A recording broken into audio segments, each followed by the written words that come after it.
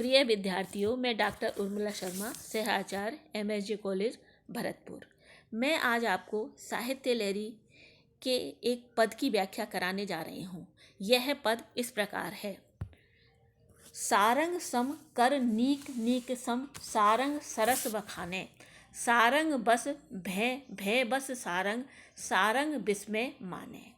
इस पद में सूरदास जी सखी के द्वारा राधा का रूप वर्णन कर रहे हैं। इसमें सारंग शब्द के विविध अर्थों द्वारा वर्णन चमत्कारिक बनाया गया है। बच्चों, मैं आपको बता दूं कि हरि और सारंग ऐसे शब्द हैं जिसके अनेक अर्थ निकलते हैं। यहाँ इस पद में सारंग शब्द के को 9 बार प्रयोग में लिया गया है, जिसके अर्थ इस प्रकार निकले हैं। पहला मृग, दूसरे में भी मृग ही प्रयोग में आया है। तीसरा अनुराग, चौथे में भी अनुराग है। पांचवा सखी, छठा कृष्ण, सातवां कमल, आठवां दीपक और नवा कृष्ण। इस प्रकार से 9 बार जो सारंग का प्रयोग हुआ है वो इस तरह से हुआ है।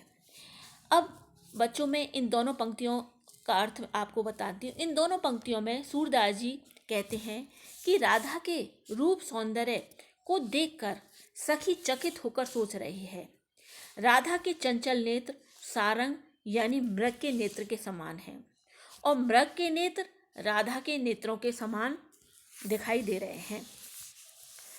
राधा का भय अर्थात लज्जा सारंग राग अर्थात प्रेम के अधीन है और राधा का अनुराग भय अर्थात लज्जा के अधीन है।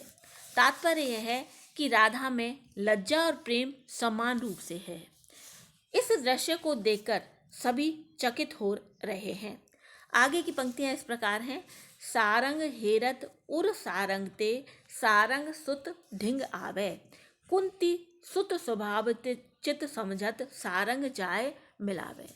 तो बच्चों, इन पंक्तियों की व्याख्या इस प्रकार है। राधा और कृष्ण का मिलन हो रहा है। उस समय राधा कृष्ण को देख रही है और कृष्ण राधा को देख रहे हैं। कृष्ण को देखकर राधा की दृष्टि हृदय रूपी सारंग यानी कमल से उठकर सारंग सुत यानी काजल के पास चली जाती है। तात्पर्य यह है कि कृष्ण को देखकर राधा के नीचे की ओर झुके हुए नेत्र ऊपर उठते तो हैं, पर वे नेत्र अपने में ही स्थिर रह जाते हैं। उनमें कटाक्ष की तीक्ष्णता का सौंदर्य उभरता है। राधा की सखी अपनी कुंती सुत यानी सहेली राधा का स्वभाव अच्छी तरह जानती है और इसीलिए उसे सारंग यानी कृष्ण से मिलाती हैं। आगे की पंक्तियां बच्चों इस प्रकार हैं। यह अद्भुत कहिबे न जोग जुग देखत ही बन आवे, सूरदास बिच समय समुझ कर विषय विषय मिलावे। बच्चों, बहुत सारे दृश्य ऐसे होते हैं जिनका वर्णन हम शब्दों में नहीं कर सकते। तो सूरदास जी कहते हैं कि ये कृष्ण और राधा का मिलन वाला अद्भुत दृश्य वर्णन करने योग्य नहीं है। यह तो देखते ही बनता है, अर्थात इसके वर्णन में सुख ना होकर देखने में ही सुख होता है। सूरदास जी कहते हैं कि इस पद में मध्य नायिका तथा उपमेय उपमा अलंकार है। अब बच्चों, मैं इसकी विशेष टिप्पणी भी आपको बता देती हूँ।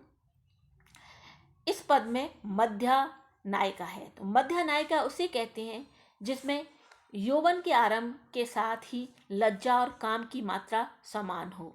यह आक्रम से मुग्धा के बाद की अवस्था है। दूसरा पॉइंट बताती हूँ। उपमेय उपमा अलंकार है इसमें। जहाँ उपमेय की उपमान से और उसके तुरंत बाद उसी उपमान से उपमेय की तुलना की जाती है, वहाँ उपमेय उपमा अलंकार होता है। अर्थात इसमें उपमेय उपमान की परस्पर तुलना होती है। इस पद में पहली पंक्ति में उपमेय उपमा अलंकार है। तीसरा पॉइंट बताती हूँ। मध्य नायिका व उपमेय उपमा में समन्वय भी इसमें है। जैसे मध्य नायिका में लज्जा और काम भाव समान मात्रा में है, उसी प्रकार उपमेय व उपमान में समभाव है। चौथा पॉइंट बताती हूँ। इसमें सारंग शब्द के 9 अर्थ आए हैं। ये 9 अर्थ मैंने व्याख्या के साथ बता दी हैं। इस प्रकार मेरी व्याख्या यहीं समाप्त होती है।